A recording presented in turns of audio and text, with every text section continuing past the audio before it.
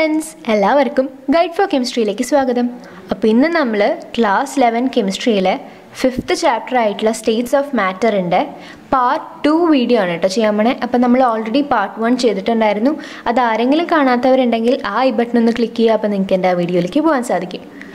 കൂടാതെ ഞാൻ കുറേ +1 വേണ്ടിയിട്ടുള്ള വീഡിയോസ് ചെയ്തിട്ടുണ്ടായിരുന്നു. സോ അതിൻ്റെ ലിങ്ക് എല്ലാം ഡിസ്ക്രിപ്ഷനിലുണ്ടാവും. സോ ഡിസ്ക്രിപ്ഷൻ ചെക്ക് ചെയ്യുക. ഇനി നമുക്ക് ഇന്നത്തെ ടോപ്പിക്കിലേക്ക് കിടക്കാം. Gay Lussac's law. ഗേ-ലുസാക്സ് ലോനെ പ്രഷർ ടെമ്പറേച്ചർ ലോ എന്നും കൂടി പറയാറുണ്ട്. കാരണം അത് തരുന്ന റിലേഷൻ എന്ന് പറഞ്ഞാൽ പ്രഷറിൻ്റെയും ടെമ്പറേച്ചറിൻ്റെയാണ്. So for a fixed amount of gas at constant volume pressure is directly proportional to temperature. അപ്പോൾ നമ്മൾ ഒരു ഫിക്സ്ഡ് എമൗണ്ട് ഗ്യാസ് എടുക്കാമെന്ന് വിചാരിക്കും. അതായത് n number of moles fixed ആക്കി എടുത്തു, കോൺസ്റ്റൻ്റ് ആണ് n എന്ന് പറയുന്നത്. നമ്മൾ പിന്നെ വേറൊരു കണ്ടീഷൻ എന്ന് വെച്ചാൽ കോൺസ്റ്റൻറ്റ് വോള്യൂം. അപ്പോൾ കോൺസ്റ്റൻറ്റ് വോള്യത്തിലും കോൺസ്റ്റൻറ്റ് നമ്പർ ഓഫ് മോൾസിലും എടുത്തൊരു കണ്ടീഷനാണ് കേട്ടോ. അപ്പോൾ ആ കണ്ടീഷനിൽ പ്രഷർ എന്ന് പറയുന്നത് ടെമ്പറേച്ചറിന് ഡയറക്ട്ലി പ്രൊപ്പോർഷണൽ ആയിരിക്കും. So P directly proportional to T at constant V and N. ഇത് എഴുതാൻ മറക്കരുതെന്ന് ഞാൻ എപ്പോഴും പറയാറുണ്ട്. ബ്രാക്കറ്റിൽ at constant volume and number of moles എന്ന് എഴുതണം. അതായത് എന്താണ് അവിടുത്തെ കണ്ടീഷൻ അത് ആ ബ്രാക്കറ്റിൽ എഴുതിയിട്ടുണ്ടാവണം. അപ്പോൾ ഈ പ്രൊപ്പോർഷണാലിറ്റി സൈൻ മാറ്റിയാൽ നമുക്കൊരു കോൺസ്റ്റൻറ്റിന് ഇട്ടൂടെ. So P is equal to KT. ഈ ടീനെ ലെഫ്റ്റിലേക്ക് കൊണ്ടുവന്നാൽ P/T is equal to K. അപ്പോൾ അതിൻ്റെ ഒരു ഗ്രാഫാണ് PT ഗ്രാഫാണ് കാണിച്ചത്. 0 കെൽവിനാണ്. 0 കെൽവിനിൽ പ്രഷർ എന്ന് പറയുന്നത് ടെമ്പറേച്ചറിന് പ്രൊപ്പോർഷണലാണ്. സോ ഒരു straight line starting from the origin. ഇനി Avogadro's law. At constant temperature and pressure, equal volume of all gases contain equal number of molecules.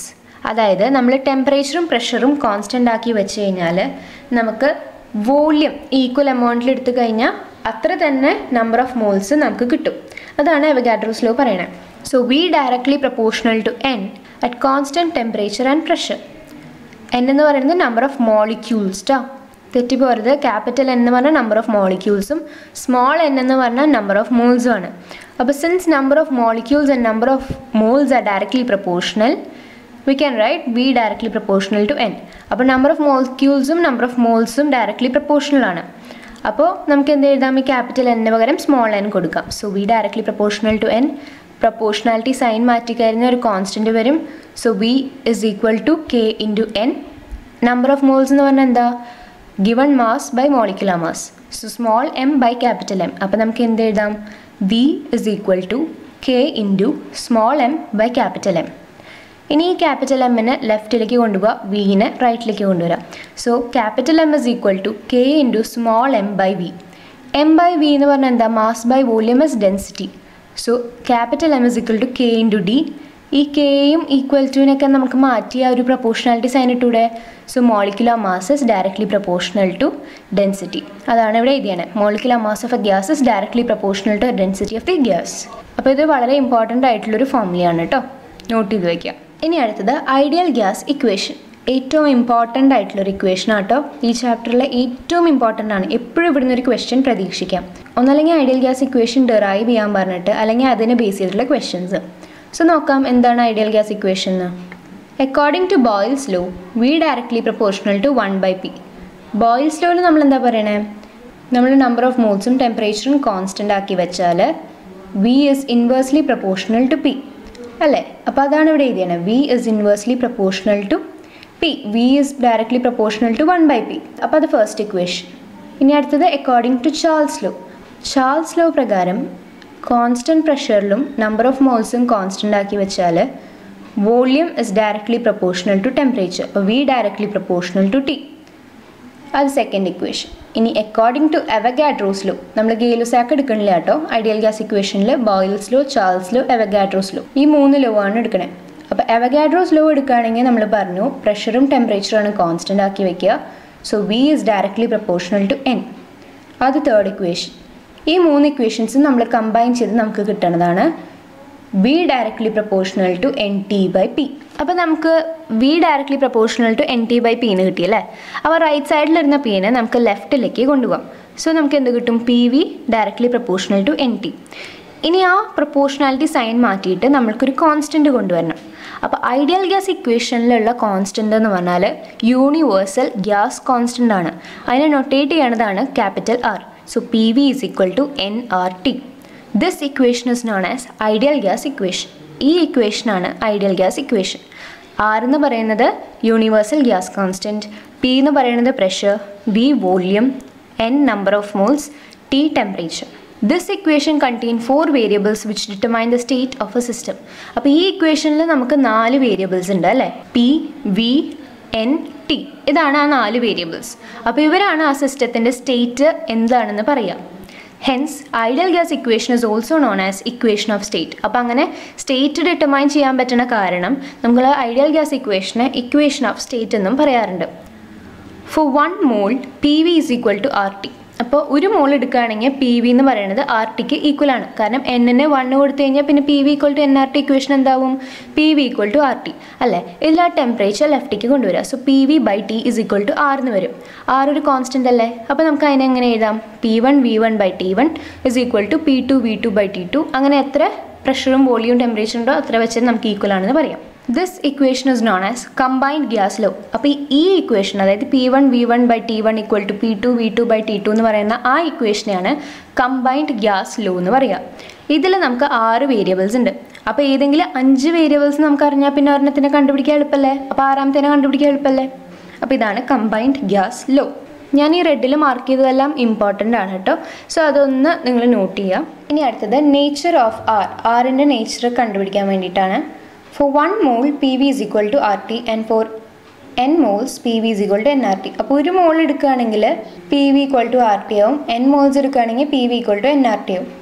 അപ്പോൾ നമ്മൾ ആറിനെ ലെഫ്റ്റിലേക്ക് കൊണ്ടുവന്നു, ബാക്കി എല്ലാത്തിനും റൈറ്റിലേക്ക് കൊണ്ടുപോയി എന്തുണ്ടാവും? R is equal to PV by NT, that is pressure into volume by number of moles into temperature.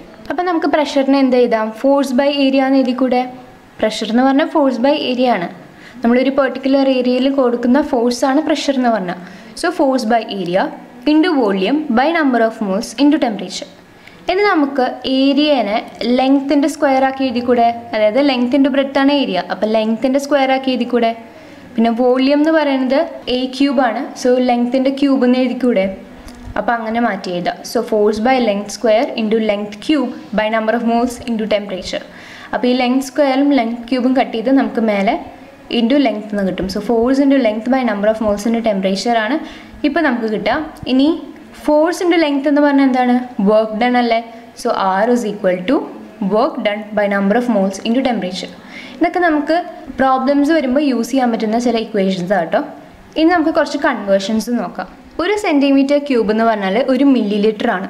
ഈ സെൻറ്റിമീറ്റർ ക്യൂബിനെ CC എന്ന് പറഞ്ഞിട്ടും ഡിനോട്ട് ചെയ്യാറുണ്ട്. അപ്പോൾ പല ക്വസ്റ്റ്യൻ പേപ്പറിലും ഞാൻ കണ്ടിട്ടുണ്ട് CC എന്ന് പറയുമ്പോൾ നമുക്ക് ആകെ കൺഫ്യൂഷൻ ആവും. എന്താ ഈ CC നമുക്ക് അറിയില്ല. അപ്പോൾ നമ്മൾ ആകെ തെറ്റിക്കും. അപ്പോൾ CC എന്ന് പറഞ്ഞാൽ ഇനി നിങ്ങൾ തെറ്റിക്കരുത്. CC എന്ന് പറഞ്ഞാൽ സെൻറ്റിമീറ്റർ ക്യൂബാണ്, അത് തന്നെയാണ് മില്ലി ലിറ്ററും. സോ 1 സെൻറ്റിമീറ്റർ ക്യൂബ് എന്ന് പറഞ്ഞാൽ 1 മില്ലി ലിറ്റർ ആണ്, അത് തന്നെയാണ് 1 CC എന്ന് പറഞ്ഞാൽ. ഇനി 1 ഡെസിമീറ്റർ ക്യൂബ് എന്ന് പറഞ്ഞാൽ 1 ലിറ്റർ ആണ്. 1000 മില്ലി ലിറ്റർ എന്ന് പറഞ്ഞാൽ 1 ലിറ്റർ ആണ്.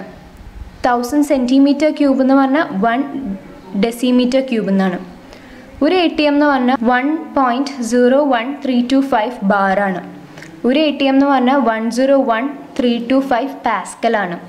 ഒരു ATMത്തിന് നമുക്ക് 10⁵ പാസ്കൽ എന്നും കൂടി ഷോർട്ട് ആക്കിയിട്ട് എഴുതാം, അപ്രോക്സ് ചെയ്തിട്ട് എഴുതാം. സോ 1 ATM എന്ന് പറഞ്ഞാൽ വേറൊരു കൺവേർഷൻ എന്ന് വെച്ചാൽ 760 mmHg ആണ് ഒരു ATM എന്ന് പറഞ്ഞാൽ. 1 ബാറിന് നമുക്ക് എന്ത് എഴുതാം? 10⁵ പാസ്കലിന് എഴുതാം. 1 ATM എന്ന് പറഞ്ഞാൽ 76 സെൻറ്റിമീറ്റർ HG എന്ന് എഴുതാം. അപ്പോൾ ഇതൊക്കെ ഒന്ന് നോട്ട് ചെയ്തോളൂ കേട്ടോ. ഈ കൺവേർഷൻസ് നമുക്ക് ഓരോ പ്രോബ്ലത്തിലായിട്ട് ഓരോ രീതിയിൽ ഇത് യൂസ് ചെയ്യാൻ പറ്റും. ഇനി അടുത്തത് relationship between molecular mass and density. Molecular മാസും ഡെൻസിറ്റിയും തമ്മിലുള്ള റിലേഷൻ എന്താണെന്ന് നോക്കാം. Ideal gas equation for n mole is PV equal to nRT. അപ്പോൾ n മോൾസിൻ്റെ ഐഡിയൽ ഗ്യാസ് ഇക്വേഷൻ എന്ന് പറഞ്ഞാൽ PV ഈക്വൽ ടു nRT ആണ്. അതിൽ എന്നിനെ നമുക്ക് എങ്ങനെ എഴുതാം? Given mass by molecular mass. So that is equal to small m by capital M into RT. ഇനി നമുക്ക് എന്ത് എഴുതാം? Pനും Vനും നമുക്ക് റൈറ്റിലേക്ക് കൊണ്ടുവരാം, Mനെ നമുക്ക് ലെഫ്റ്റിലേക്ക് കൊണ്ടുപോകാം. So capital M is equal to small m by V into RT by P. ഈ m ബൈ V എന്ന് പറഞ്ഞ ഡെൻസിറ്റി അല്ലേ? So molecular mass equal to DRT by P. വളരെ ഇമ്പോർട്ടൻ്റ് ആയിട്ടുള്ളൊരു ഇക്വേഷനാണ് കേട്ടോ ഇത്. നമ്മൾ പ്രോബ്ലംസിലൊക്കെ നല്ലോണം യൂസ് ചെയ്യാൻ പോകുന്ന ഇക്വേഷനാണ്. Molecular mass equal to density into universal gas constant into temperature by pressure. ഇനി അടുത്തത് യൂണിറ്റ് ഓഫ് R. ആറിൻ്റെ യൂണിറ്റ്സ് നമ്മൾ പ്രഷറും വോളിയം ഒക്കെ എക്സ്പ്രസ് ചെയ്യുന്നതിനനുസരിച്ച് അതിൻ്റെ യൂണിറ്റ് മാറ്റും. അപ്പോൾ അതെന്താണെന്നാണ് നമ്മൾ അറിഞ്ഞിരിക്കേണ്ടത്. ആദ്യത്തെ condition, when the pressure is expressed in ATM and volume in litres. അതായത് പ്രഷർ ATM വോളിയം ലിറ്റർ ആണെങ്കിൽ ആറിന് നമ്മൾ എന്ത് വാല്യൂ കൊടുത്തിട്ടാണ് എഴുതുക എന്ന് വെച്ചാൽ R is equal to 0.0821 litre ATM Kelvin raised to -1 mole raised to -1. ഇനി നമുക്ക് ഈ ഒരു വാല്യൂ എങ്ങനെയാണ് കിട്ടിയെന്ന് നോക്കാം. 1 mole of any gas at 273 Kelvin and 1 ATM pressure occupy a volume of 22.414 liter. അപ്പോൾ നമ്മൾ ഏതെങ്കിലും ഒരു ഗ്യാസ് എടുത്തു, അതിന് നമ്പർ ഓഫ് മോൾസ് എന്ന് പറയുന്നത് 1 ആണ്, ടെമ്പറേച്ചർ എന്ന് പറയുന്നത് 273 കെൽവിനും പ്രഷർ എന്ന് പറയുന്നത് 1 ATM ആണ്. അപ്പോൾ അതിൻ്റെ വോള്യം 22.414 ലിറ്റേഴ്സ് ആണെന്ന് വിചാരിക്കാം. അപ്പോൾ നമുക്ക് നമ്മുടെ ഐഡിയൽ ഗ്യാസ് ഇക്വേഷൻ എടുക്കാം. PV is equal to nRT. അതിൽ 6 നമ്മൾ ലെഫ്റ്റിലേക്ക് കൊണ്ടുവരാം, കാരണം നമുക്ക് അതാണ് കണ്ടുപിടിക്കേണ്ടത്. ബാക്കി എല്ലാത്തിനും റൈറ്റിലേക്ക് കൊണ്ടുപോകാം. So R is equal to PV by NT. Pressure എത്രയായിരുന്നു? 1 ATM ഇൻറ്റു വോള്യം എത്രയായിരുന്നു? 22.414 ലിറ്റർ. നമ്പർ ഓഫ് മോൾസ് 1 മോളാണ്, ടെമ്പറേച്ചർ 273 കെൽവിൻ. അപ്പോൾ ഇതൊക്കെ നമുക്ക് കാൽക്കുലേറ്റ് ചെയ്ത് വരുമ്പോൾ R is equal to 0.0821 litre ATM Kelvin raised to -1 mole raised to -1 എന്ന് കിട്ടും. അപ്പോൾ പ്രഷർ ATM വോള്യം ലിറ്ററിലും ആണെങ്കിൽ നമ്മുടെ ആറിൻ്റെ വാല്യൂ എന്ന് പറയുന്നത് 0.0821 litre ATM Kelvin raised to -1 mole raised to -1 ആണ്. ഇനി അടുത്തത് when the pressure is in bar and volume in decimeter cube. Pressure ബാറിലും വോള്യം D ക്യൂബിലാണെങ്കിൽ എന്തായിരിക്കും ആറിൻ്റെ വാല്യൂ? ആറിൻ്റെ വാല്യൂ എന്ന് പറയുന്നത് 0.0831 decimetre cube bar Kelvin raised to -1 mole raised to -1. അപ്പോൾ ഇതെങ്ങനെ കിട്ടണമെന്ന് നോക്കാം. 1 mole of any gas at 273 Kelvin and 1 bar pressure occupy a volume of 22.7 decimeter cube. അപ്പോൾ നമ്മൾ നമ്പർ ഓഫ് മോൾസ് 1ഉം ടെമ്പറേച്ചർ 273 കെൽവിനും വെച്ചാൽ പ്രഷർ 1 ബാർ ആണ്, വോള്യം 22.7 ഡെസിമീറ്റർ ക്യൂബ്. ആ ഒരു കണ്ടീഷനിൽ ആറിൻ്റെ വാല്യൂ നമ്മൾ ചെയ്യുക PV by NT വരെയാണ്. അപ്പോൾ 1 bar into 22.7 decimetre cube by 1 mole into 273 kelvin എന്ന് പറയുമ്പോൾ ആറിൻ്റെ വാല്യൂ നമുക്ക് കാൽക്കുലേറ്റ് ചെയ്ത് കിട്ടുക 0.0831 decimetre cube bar Kelvin raised to -1 mole raised to -1 ആണ്. അപ്പോൾ പ്രഷർ ബാറിലും വോള്യം ഡെസിമീറ്റർ ക്യൂബിലും ആണെങ്കിൽ ആറിൻ്റെ value 0.0831 decimetre cube bar Kelvin raised to -1 mole raised to -1. ഇനി അടുത്തത് value of R in SI unit, അതായത് പ്രഷർ പാസ്കലിലും വോള്യം മീറ്റർ ക്യൂബിലും. അതാണല്ലോ SI യൂണിറ്റ് എന്ന് പറഞ്ഞാൽ, പ്രഷറിൻ്റെ SI യൂണിറ്റ് പാസ്കൽ, വോള്യത്തിൻ്റെ മീറ്റർ ക്യൂബ്. അപ്പോൾ ആ ഒരു കണ്ടീഷനിലാണെങ്കിൽ ആറിൻ്റെ വാല്യൂ എന്ന് പറഞ്ഞാൽ 8.315 metre cube pascal Kelvin raised to -1 mole raised to -1. അപ്പോൾ അതെങ്ങനെ കിട്ടുകയെന്ന് വെച്ചാൽ 1 mole of any gas at 273 Kelvin and 10 raised to 5 Pascal occupy a volume of 22.7 into 10 raised to -3 meter cube. അതായത് നമ്മൾ ഏതെങ്കിലും ഒരു ഗ്യാസ് 1 mole എടുത്തു, 273 കെൽവിനിലാണ് ടെമ്പറേച്ചർ, പ്രഷർ എന്ന് പറഞ്ഞാൽ 10 raised to 5 Pascal, വോളിയം എന്ന് പറയുമ്പോൾ 22.7 into 10 raised to -3 meter cube. അപ്പോൾ അതിന് നമ്മൾ ആറിൻ്റെ ഇക്വേഷനിൽ സബ്സ്റ്റിറ്റ്യൂട്ട് ചെയ്യുമ്പോൾ നമുക്ക് ആറിൻ്റെ value 8.315 metre cube pascal Kelvin raised to -1 mole raised to -1 എന്ന് കിട്ടും. ഈ മീറ്റർ ക്യൂബ് ഇൻറ്റു പാസ്കൽ എന്ന് പറയുന്നതാണ് ജൂൾ കേട്ടോ. അപ്പോൾ അതാണ് വേറൊരു കൺവേർഷൻ എന്ന് പറഞ്ഞാൽ മീറ്റർ ക്യൂബ് ഇൻറ്റു പാസ്കൽ എന്ന് പറഞ്ഞാൽ ജൂളാണ്. സോ നമുക്ക് ആറിനെ ഇങ്ങനെയും എഴുതാം, 8.315 joule Kelvin raised to -1 mole raised to -1 എന്ന് എഴുതാം. ഇനി അടുത്ത കണ്ടീഷൻ എന്ന് പറഞ്ഞാൽ value of R in erg. എർഗിൽ ആറിൻ്റെ വാല്യൂ എങ്ങനെയാണ് എഴുതാൻ നോക്കാം. ഒരു ജൂൾ എന്ന് പറഞ്ഞാൽ 10 raised to 7 എർഗാണ്. അപ്പോൾ നമുക്ക് ആറിൻ്റെ value 8.315 joule Kelvin raised to -1 mole raised to -1 എന്ന് പറഞ്ഞിട്ടുള്ള ആ വാല്യൂ അറിയാം അല്ലേ. അപ്പോൾ ഒരു ജൂൾ 10 raised to 7 എർഗാണെങ്കിൽ എങ്ങനെയാണ് നമ്മൾ 8.315 joule Kelvin raised to -1 mole raised to -1 എർഗിൽ എഴുതുക, ഇൻറ്റു 10 raised to 7 ചെയ്യുക. So R is equal to 8.315 into 10 raised to 7 erg Kelvin raised to -1 mole raised to -1. എങ്ങാനും നിങ്ങൾക്ക് യൂണിറ്റിൽ ഒരു കൺഫ്യൂഷൻ തോന്നിയാൽ അപ്പോൾ നമ്മുടെ ഐഡിയൽ ഗ്യാസ് ഇക്വേഷൻ എടുക്കുക, ആറിൻ്റെ യൂണിറ്റ് കാണാൻ വേണ്ടിയിട്ട്. PV is equal to nRT. അതിൽ ആറിനെ ലെഫ്റ്റിലേക്ക് എടുക്കുക, ബാക്കി എല്ലാത്തിനും റൈറ്റിലേക്ക് കൊണ്ടുപോകുക. അപ്പോൾ നമുക്ക് കറക്റ്റായിട്ട് യൂണിറ്റ്സ് കിട്ടും. ഇനി അടുത്ത് നമുക്ക് ആറിനെ കാലറീസിൽ കാണാനാണെങ്കിൽ ഒരു കാലറി എന്ന് പറയുന്നത് 4.183 ജൂളാണ്. അപ്പോൾ നമുക്ക് 8.315 joule Kelvin raised to -1 mole raised to -1 എന്ന് പറഞ്ഞാൽ ആറിൻ്റെ വാല്യൂ അറിയാം. അപ്പോൾ 4.183 ജൂൾ ആണ് ഒരു കാലറി എന്ന് പറയുന്നത്. അപ്പോൾ ഇത്രയും ജൂളിന് എത്രയായിരിക്കും കാലറി? 8.315നെ 4.183 ആയിട്ട് ഡിവൈഡ് ചെയ്യുക, that is 2 calorie Kelvin raised to -1 mole raised to -1. ഇനി അടുത്തത് Dalton's law of partial pressure. ഡാൽട്ടൻ്റെ ലോ ഓഫ് പാർഷ്യൽ പ്രഷർ എന്താണെന്ന് നോക്കാം. The total pressure exerted by a mixture of 2 or more non-reacting gases enclosed in a definite volume is equal to the sum of partial pressure of individual gases. അതായത് രണ്ടോ അതിൽ കൂടുതലോ non reacting gases കൂടിയിട്ട് mix ചെയ്തിട്ടിരിക്കുകയാണ്. അത് ഉള്ളത് ഒരു definite volume ഉള്ളൊരു കണ്ടെയ്നറിലാണെന്ന് വിചാരിക്കും. അപ്പോൾ അതിൻ്റെ ടോട്ടൽ പ്രഷർ എന്ന് പറഞ്ഞാൽ നമ്മൾ ആ ഇൻഡിവിജ്വൽ ഗ്യാസസിൻ്റെ ഏതൊക്കെ ഗ്യാസസ് തമ്മിലാണോ റിയാക്ട് ചെയ്യിപ്പിച്ച ആ ഇൻഡിവിജ്വൽ ആയിട്ടുള്ള ഗ്യാസസിൻ്റെ പാർഷ്യൽ പ്രഷറിൻ്റെ സം എടുത്താൽ കിട്ടുന്നതാണ് ടോട്ടൽ പ്രഷർ എന്ന് പറയുന്നത്. അതാണ് Dalton's law of partial pressure എന്ന് പറഞ്ഞാൽ. So it is a total pressure exerted by a mixture of two or more non-reacting gases. അവർ തമ്മിൽ റിയാക്ട് ചെയ്യരുത്. റിയാക്ട് ചെയ്യാണ്ടിരിക്കുന്ന രണ്ടോ അതിൽ കൂടുതലോ ഗ്യാസസിനെയാണ് എടുക്കേണ്ടത്. അതാണ് ഇവിടെ ഇമ്പോർട്ടൻറ്റ്. അതുകൊണ്ടാണ് റെഡിങ് കൊണ്ട് എഴുതിയത്. So 2 or more non-reacting gases enclosed in a definite volume is equal to the sum of partial pressure of the individual gases. Let 3 gases 1, 2, 3 are enclosed in a vessel of volume V. അപ്പോൾ നമ്മൾ 3 gas എടുക്കുകയാണ്, 1, 2, 3 എന്ന് പറഞ്ഞിട്ടുള്ള. അത് വെസലിൽ volume V ഉള്ള വെസലിൽ enclose ചെയ്തിരിക്കുകയാണ്. So the total pressure exerted by the gaseous mixture is given by P total is equal to P1 + P2 + P3. അപ്പോൾ ആ ഗേഷ്യസ് മിക്സ്ചറിൻ്റെ ടോട്ടൽ പ്രഷർ എന്ന് പറയുന്നത് P1 + P2 + P3 ആണ്. Where P1 and P2 and P3 are the partial pressures of gases 1, 2, 3. സാധാ pressure അല്ല, അവരുടെ partial പ്രഷറാണ് എടുക്കണേ. അപ്പോൾ ഫസ്റ്റ്, സെക്കൻഡ്, തേർഡ് ഗ്യാസസിൻ്റെ പാർഷ്യൽ പ്രഷേഴ്സിൻ്റെ സമ്മാണ് ആ ടോട്ടലി എൻക്ലോസ് ചെയ്തിരിക്കുന്ന ആ ഗ്യാസസിൻ്റെ പ്രഷർ എന്ന് പറയുന്നത്. So partial pressure of a gas is the pressure that it exert if present alone in the given space at the same condition. അപ്പോൾ partial pressure എന്താണെന്നുള്ളൊരു doubt ഉണ്ടാവും. അത് clear ചെയ്ത് തരാം.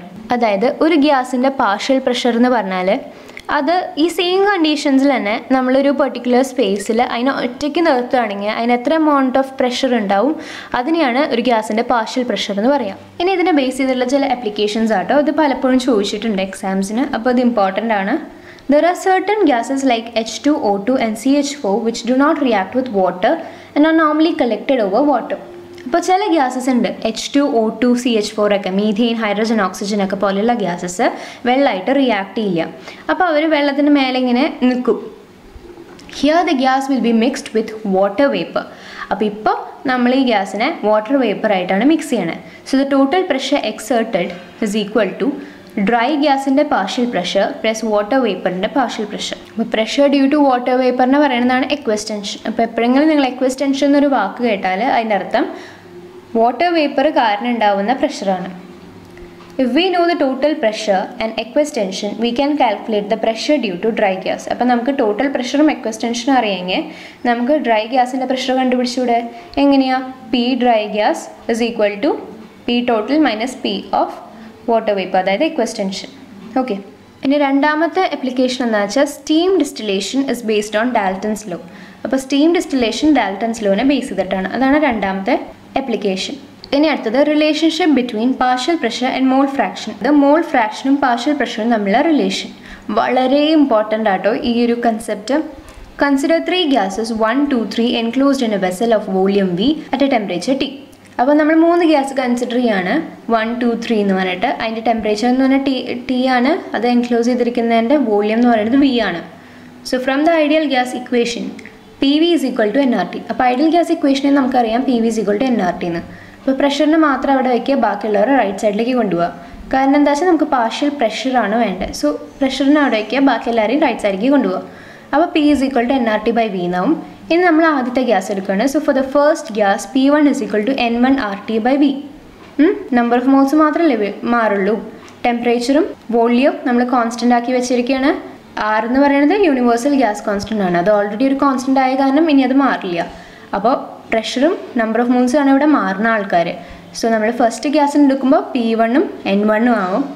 അപ്പോൾ P1 is equal to N1RT by V, അതാണ് first equation. Similarly, P2 is equal to N2RT by V, a second equation. P3 is equal to N3RT by V, a third equation. So according to Dalton's law പ്രകാരം total pressure എന്ന് പറയുന്നത് ഓരോ individual ഗ്യാസസിൻ്റെയും partial പ്രഷറിൻ്റെ സമ്മാണ്. So P total is equal to P1 plus P2 plus P3. അത് നമ്മൾ ഈ 1, 2, 3 ഇക്വേഷൻസ് അതിൽ സബ്സ്റ്റിറ്റ്യൂട്ട് ചെയ്യുകയാണെങ്കിൽ നമുക്ക് എങ്ങനെ എഴുതാം? N1RT by V plus N2RT by V plus N3RT by V എന്നാവും. അപ്പോൾ RT by V കോമൺ അല്ലേ? അപ്പോൾ നമുക്ക് എന്ത് എഴുതാം? N1 plus N2 plus N3 ബ്രാക്കറ്റിൽ ഇൻറ്റു RT by V. ഇനി നമ്മൾ ഇക്വേഷൻ 1നെ ഈ P ടോട്ടൽ കൊണ്ട് ഡിവൈഡ് ചെയ്യിപ്പിക്കുകയാണ്. So P1 by P total is equal to P1 എന്തായിരുന്നു? N1RT by V by P total എന്താ? N1 plus N2 plus N3 into RT by V. അപ്പോൾ നമുക്ക് ഈ RT/V ക്യാൻസൽ ചെയ്തുകൂടെ. So N1 plus N2 plus N3 എന്നാവില്ലേ? അതാണ് ഇവിടെ തന്നേണേ. ഇനി P1/P ടോട്ടൽ എന്ന് പറഞ്ഞാൽ x1 ആണ്. കാരണം എന്താ, P1/P ടോട്ടൽ നമുക്കിപ്പോൾ എന്താ കിട്ടിയണേ? N1/N1 plus N2 plus N3. അതായത് നമ്മൾ മോൾ ഫ്രാക്ഷൻ എന്ന് പറയണതാണ് ഈ P1/P ടോട്ടൽ. കാരണം മോൾ ഫ്രാക്ഷൻ എന്ന് പറഞ്ഞാൽ എന്താ, number of moles of a particular gas by number of moles of all the gases അല്ലേ. ഇവിടെ നമ്മൾ ഫസ്റ്റ് ഗ്യാസ് ആണ് കൺസിഡർ ചെയ്യണത്. So N1/N1 plus N2 plus N3 ആണ് P1/P ടോട്ടൽ എന്ന് പറഞ്ഞാൽ. അപ്പോൾ നമുക്ക് P1/P ടോട്ടലിനെ K1 എഴുതിക്കൂടെ? അപ്പോൾ അതുകൊണ്ടാണ് ഇങ്ങനെ എഴുതിയാണ്. അപ്പം ഇനി നമുക്ക് എന്ത് ചെയ്യാം, ആ P ടോട്ടലിനെ റൈറ്റ് സൈഡിലേക്ക് കൊണ്ടുപോയി P1 is equal to P total into K1 എഴുതിക്കൂടെ. So partial pressure of a gas is equal to the product of total pressure and mole fraction of that gas. അപ്പോൾ നമുക്ക് ഗ്യാസിൻ്റെ പാർഷ്യൽ പ്രഷർ എന്ന് പറയുന്നത് total പ്രഷറിൻ്റെയും ആ ഗ്യാസിൻ്റെ മോൾ ഫ്രാക്ഷൻ്റെയും പ്രൊഡക്റ്റിന് equal ആണെന്ന് പറഞ്ഞൂടെ. സോ അതാണ് അതിൻ്റെ റിലേഷൻ, പാർഷ്യൽ പ്രഷറും മോൾ ഫ്രാക്ഷനും തമ്മിൽ. ഇതേപോലെ നമുക്ക് P2ൻ്റെയും P3ൻ്റെയും ഒക്കെ കണ്ടുപിടിക്കാം. ബേസിക് ആയിട്ടുള്ള ഇക്വേഷൻ എന്ന് പറയുന്നത് ഇതാണ്. ഓരോ ഗ്യാസിൻ്റെയും പാർഷ്യൽ പ്രഷർ എന്ന് പറയുന്നത് ടോട്ടൽ പ്രഷർ ഇൻറ്റു അതിൻ്റേതായിട്ടുള്ള മോൾ ഫ്രാക്ഷൻ. ഓക്കെ, ഇനി അടുത്തത് kinetic theory of gases. Kinetic theory of ഗ്യാസസിൻ്റെ പോസ്റ്റുലേറ്റ്സ് എന്താണെന്ന് നോക്കാം. ഫസ്റ്റത്തെ, all gases are made up of large number of extremely small particles called molecules. അതായത് എല്ലാ ഗ്യാസസിനെയും large number of extremely small particles എന്ന് വെച്ചാൽ ചെറിയ ചെറിയ പാർട്ടിക്കിൾസ് ആയിരിക്കും, പക്ഷെ അത് ലാർജ് എമൗണ്ടിലുണ്ടായിരിക്കും. അപ്പോൾ അതുകൊണ്ടാണ് എല്ലാ ഗ്യാസസിനെയും ഉണ്ടാക്കിയാണ്. അതിനെ പറയുന്നതാണ് മോളിക്യൂൾസ് എന്ന്. ഇനി സെക്കൻഡ് പോയിന്റ് വളരെ ഇമ്പോർട്ടൻ്റ് ആണ്. Molecules of a gas are separated from one another by a large distance so that the actual volume of the molecule is negligible compared to the total volume. അതായത് gas molecules തമ്മിൽ നല്ല ഡിസ്റ്റൻസിലാണ് separate ചെയ്തേണേ. അപ്പോൾ നമ്മുടെ actual volume, ആ മോളിക്യൂളിൻ്റെ actual volume എന്ന് പറയുന്നത് total വോള്യത്തിനെ compare ചെയ്യുമ്പോൾ negligible ആയിരിക്കും. അതാക്കാൻ വേണ്ടിയിട്ടാണ് നമ്മൾ ഇങ്ങനെ ചെയ്യുന്നത്. ഇനി അടുത്തത്, molecule of a gas are in A state of random motion in all direction. അതായത് മോളിക്യൂൾസ് ഇങ്ങനെ ഓടി നടക്കുകയാണ്, ഒരു സ്ഥലത്ത് നിൽക്കില്ല, അതിങ്ങനെ മൂവ് ചെയ്തുകൊണ്ടിരിക്കുകയാണ് എല്ലാ ഡയറക്ഷനിലേക്കും. During the motion they collide with each the and also with the walls of the container. അപ്പോൾ ഈ കൊളിഷൻ്റെ സമയത്ത് അവർ ഓരോ അവർ തമ്മിൽ കൊളൈഡ് ചെയ്യുകയും ചെയ്യും, വാൾസുമ്മ തട്ടിയിട്ട് പോവുകയും ചെയ്യും. അതാണ് അവിടെ സംഭവിക്കുന്നത്. Molecular collisions are perfectly elastic. Molecular collisions എന്ന് പറഞ്ഞാൽ പെർഫെക്റ്റ്ലി ഇലാസ്റ്റിക് ആണ്. അതായത് എനർജി പോവോ വരികയോ ചെയ്യില്ല. There is no net loss or gain of energy. However there is redistribution of energy. പക്ഷേ എനർജീനെ റീഡിസ്ട്രിബ്യൂട്ട് ചെയ്യുന്നുണ്ട്, പക്ഷേ എനർജി ലോസോ എനർജി ഗെയിനോ നടക്കില്ല. പെർഫെക്റ്റ്ലി ഇലാസ്റ്റിക് ആണ് മോളിക്കുലർ കൊളീഷൻസ്. ഇനി അഞ്ചാമത്തേന്ന് പറഞ്ഞാൽ അടുത്ത ഇമ്പോർട്ടൻ്റ് ആയിട്ടുള്ള പോയിന്റ് ആണ്. There is no attractive force between the molecules and their movement is independent of other molecule. അപ്പോൾ മോളിക്യൂൾസ് തമ്മിൽ ഒരു അട്രാക്റ്റീവ് ഫോഴ്സും ഇല്ല. അവരുടെ മൂവ്മെൻറ്റ് എന്ന് പറയുന്നത് ആ മോളിക്യൂളിനെ ഡിപ്പെൻഡ് ചെയ്യും, അല്ലാണ്ട് വേറെ മോളിക്യൂൾസിനെയും അത് ഡിപ്പെൻഡ് ചെയ്യില്ല, ഇൻഡിപെൻഡൻ്റ് ആണ്. ഇനി ആറാമത്തെ പോയിന്റ് എന്ന് പറഞ്ഞാൽ, pressure exerted by a gas is due to the bombardment or collisions of the molecules in the walls of the container. അതായത് ഗ്യാസിൽ വരുന്ന പ്രഷർ എന്ന് പറഞ്ഞാൽ നമ്മൾ പറഞ്ഞു അവർ റാൻഡം ആയിട്ട് മൂവ് ചെയ്യും ഏത് ഡയറക്ഷനിൽ വേണ്ടിയും. അപ്പോൾ ആ സമയത്ത് അവർ തമ്മിൽ കൊളൈഡ് ചെയ്യും, അല്ലെങ്കിൽ ആ കണ്ടെയ്നറിൻ്റെ വാൾസിൽ കൊളൈഡ് ചെയ്യും. അപ്പോൾ അത് മൂലം ഉണ്ടാവുന്ന പ്രഷറാണ് ആ ഗ്യാസിന് ഉണ്ടാവുക. ഇനി സെവൻത്ത് എന്ന് പറഞ്ഞാൽ, at one particular instant different molecules poses different energy and velocity. However, average kinetic energy is directly proportional to temperature. അപ്പോൾ നമ്മളൊരു പെർട്ടിക്കുലർ ഇൻസ്റ്റൻ്റ് എടുത്ത് നോക്കുകയാണ്. ആ സമയത്ത് ഓരോ മോളിക്യൂളിനും ഓരോ എനർജിയും ഓരോ വെലോസിറ്റിയാണ്. പക്ഷേ അവരുടെ ആവറേജ് കൈനറ്റിക് എനർജി എടുത്താൽ അത് ആ ടെമ്പറേച്ചറിന് ഡയറക്റ്റ്ലി പ്രൊപ്പോർഷണലാണ്. അപ്പോൾ അതാണ് സെവൻത്ത് പോയിന്റ്.